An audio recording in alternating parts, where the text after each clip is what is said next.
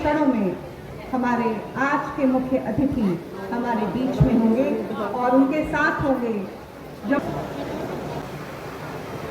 जहां खेतों में हरियाली हो, आंगनों में खुशी हो, युवाओं के हाथों में अवसर हो और हर चेहरे पर अपने गांव पर गर्व हो, वही है एक वाइब्रेंट विलेज। और हमारे मुख्य अतिथि हमारे बीच पधार चुके हैं।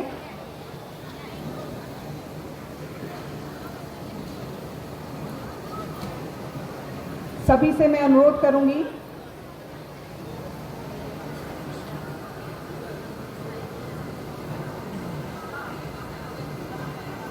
राज्यपाल जी इस समय विशाल स्वागत करें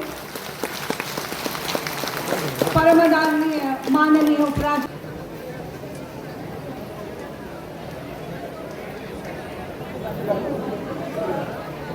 आज माननीय उपराज्यपाल महोदय के साथ ऑनरेबल एमएलए गिराधर Shri Vijay Kumar ji, financial commissioner additional chief secretary Jal Shakti department Shri Shaleen Kabra ji, finance जी, commissioner and secretary to government PDNMD information department miss R L S, माननीय गणमान्य अतिथियों का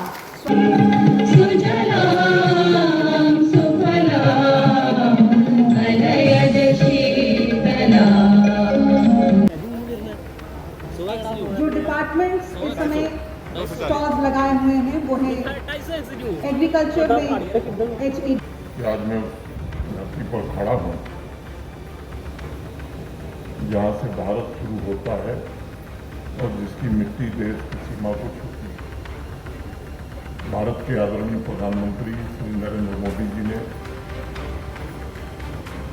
पिछले कुछ वर्षों में जो हमारे सीमा के गांव हैं उन गांवों का विकास भी देश के बाकी हिस्सों से कम न हो बल्कि बेहतर हो, इसके लिए कई योजनाएं भी बनाई हैं और भारत सरकार के निर्देशन में इसका निरंतर प्रयत्न भी हो रहा है। आज हम सब उस धरती पर खड़े हैं जिसने भारत का पहला अध्याय लिखने का संकल्प लिया था। ये बात हम सब जानते हैं कि सीमावर्ती गांव ये भारत के आखिरी गांव नहीं है बल्कि सीमावर्ती गांव भारत के पहले गांव। इसलिए मुझे लगता है कि देश के पहले गांव से ही उम्मीद का सूरज भी उगना चाहिए। कि भारत के विकास की कहानी लिखी जाती है तो उस कहानी का पहला अध्याय देश के बड़े शहरों से नहीं बल्कि करोड़, कृष्णा, रखुआ, बीमार, बोरिया, कड़ियाला और गुजर जैसे गांवों से शुरू हो। ये आदरणीय प्रधानमंत्री जी ने प्रयत्न शुरू किया है। यहीं भारत की सीमा सांस लेती है, यहीं भारत का तिरंगा हवा में लहराता है और यहीं भारत के परिवार पीढ़ियों से अपने घरों, खेतों और सपनों को थामे खड़े हैं।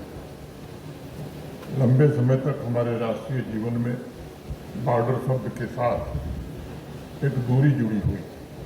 ऐसा लगता था कि जैसे सीमा पर बसे गांव देश के नक्शे के अंतिम छोर पर हैं। ऐसा माना जाता था कि सीमावर्ती गांव सरकार की प्राथमिकताओं से के हाशिए पर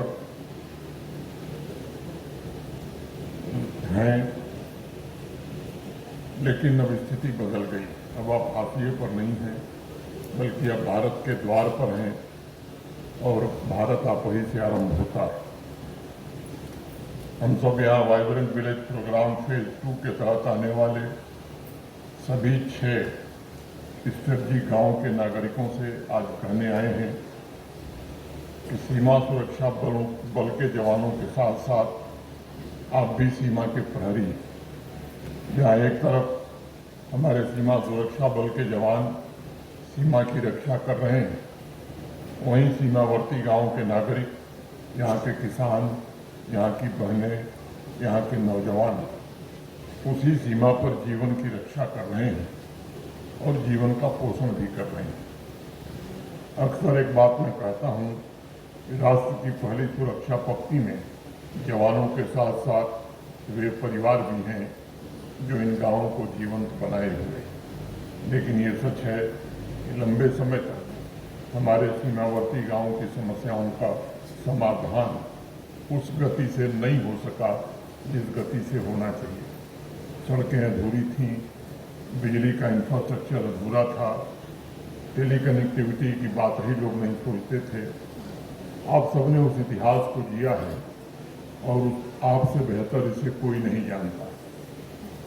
आंकड़ों के औसत की बात करें तो 2019 से पहले कठुआ जिले के सीमावर्ती ब्लॉकों में मुश्किल से कुछ 3-4 गांवों की सड़कें बनी। आज मुझे आपके बीच खड़े होकर ये कहने में प्रसन्नता हो रही है कि आज कठुआ जिले के सीमावर्ती 216 गांवों में से हर एक गांव सड़क से जुड़ गया है। जहां पहले लगभग 85% घरों तक बिजली पहुंची थी, आज पूरी तरह से विद्युतीकरण का लक्ष्य कठुआ जिले ने प्राप्त कर लिया है। दूरसंचार की पहुंच जो लगभग आधे से ज़्यादा गाँव में थी ही नहीं, बॉर्डर के हर गांव तक वो सुविधा पहुंच गई। जैसा अभी यहाँ के डिप्टी कमिश्नर साहब ने बताया, टेलीविज़न कनेक्टिविटी भी बॉर्डर के हर विलेज तक पहुंचा दी गई। मुझे बताया गया है कि यहाँ करोड़ कृष्णा गांव में सड़क, बिजली, टेलीविज़न और टेली कनेक्टिविटी इन चारों प्रमुख आधारों पर काम पूरा कर लिया गया है। मैं समझता हूँ ये आंकड़े सिर्फ कागजी रिपोर्ट नहीं हैं, बल्कि आपके जीवन में आया हुआ एक बड़ा बदलाव। पिछले 6-7 वर्षों में केवल आंकड़े नहीं बल्कि आपके जीवन में बड़ा बदलाव आया है और इसलिए जम्मू कश्मीर प्रशासन भारत सरकार के सहयोग से ये सुनिश्चित करना चाहती है